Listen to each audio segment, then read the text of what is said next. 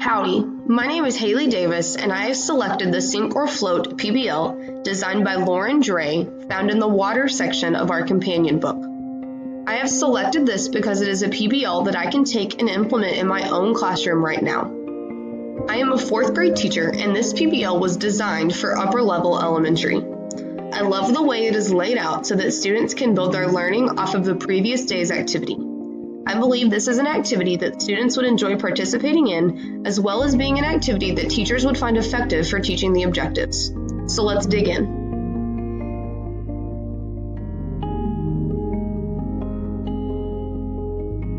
Design and build a model boat that will hold as much weight as possible without sinking, using no more than 3 items from a material box. The purpose of this PBL is to give students an opportunity to explore the concepts of density and buoyancy. Students will use these skills to design a boat of their own. Students can apply this to their own world by examining why they may float or sink when they go swimming themselves.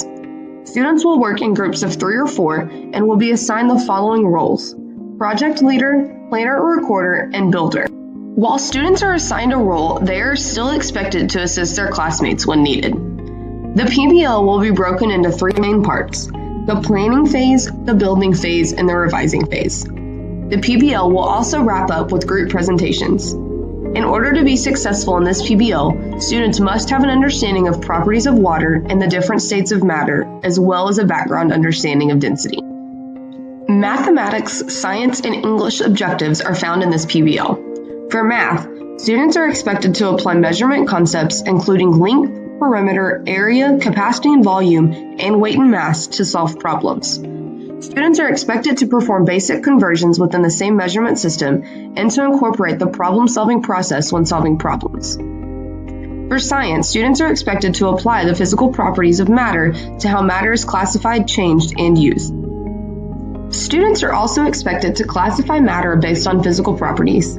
For English, students are expected to apply pre-writing strategies to generate ideas, develop voice, and plan. They are expected to write persuasive text to influence a specific audience, determine, locate, and explore the full range of relevant sources addressing a research question, and to synthesize collected information, then organize and present ideas and information according to the purpose of the research. There are many STEM connections located in this PBL. To name a few: science. Explore the scientific process. Describe different forces by exploring buoyancy.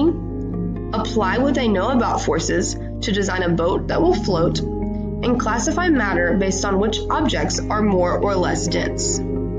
Technology. Access the internet to research the concepts of buoyancy and density, and use technology as part of their presentation. Engineering. Design, build, test, and reconstruct a model boat.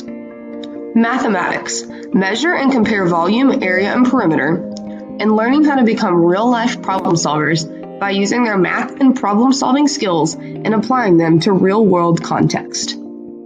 The teacher introduces this project to the students in a very engaging way. In order to best set the stage for the PBL, I'm going to read exactly how the teacher would introduce this to the class. A tropical storm has completely flooded the streets in your neighborhood. Unfortunately, you are stuck at school. The only way to get back home is to build a boat to travel the streets covered in water. You and 2 of your classmates will explain the concepts of buoyancy and density that will lead to designing and creating a model boat that will hold as much weight as possible without sinking, using the materials provided. You will be given a box of materials that can be found throughout the school, and you may not use more than 3 types of materials from the box to build a boat. Your boat may be any size or shape as long as it meets the given criteria. The ability to safely float while holding at least 1 classmate, 5 small marbles. To complete the project, your boat must be transported to the docking station and be able to float without you touching it. Once the boat is placed in the water, it will be judged on how much weight it can hold before it starts to sink. Lastly, using what you learned about buoyancy and density, you will present your boat design to the class by persuading your classmates to use your boat in order to get home safely. Before we dive into the PBL, let's take a quick look at the materials that will be needed. Scissors, tape, Elmer's glue, tub of water, formula chart, a ruler, computer, A variety of materials found in the classroom to build the boat for the materials box. Pencils, notebook paper or student journals, marbles or some sort of object to use as weight measurement, and a balance beam. Now this brings us to the fun part, the activity. This PBL is broken into 6 days. I have called on the help of my husband and younger brother to assist me in this activity. Since this activity calls for 3 to 4 students in a group, I have also participated in this PBL, although I will be behind the camera in the pictures and video. Let's jump in. Day 1. The teacher will begin with a discussion about the terms buoyancy and density. Students will then brainstorm in their journals what they already know about these two terms. The class will then watch a video on the Titanic and hold a discussion about why the Titanic eventually sank.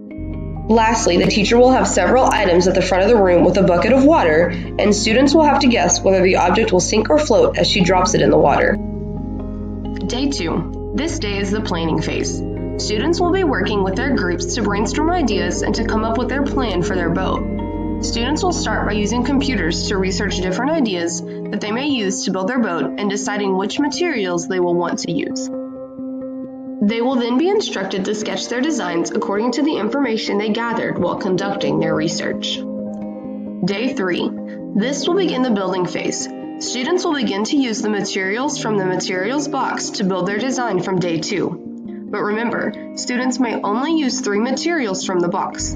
Students may also use tape or glue, but they can only use one. They cannot use both.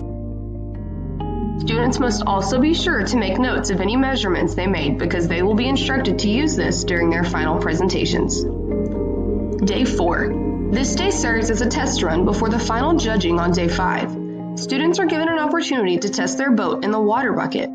They are then asked to make revisions to ensure that their boat will be successful on day 5. Day 5. Judging day is here.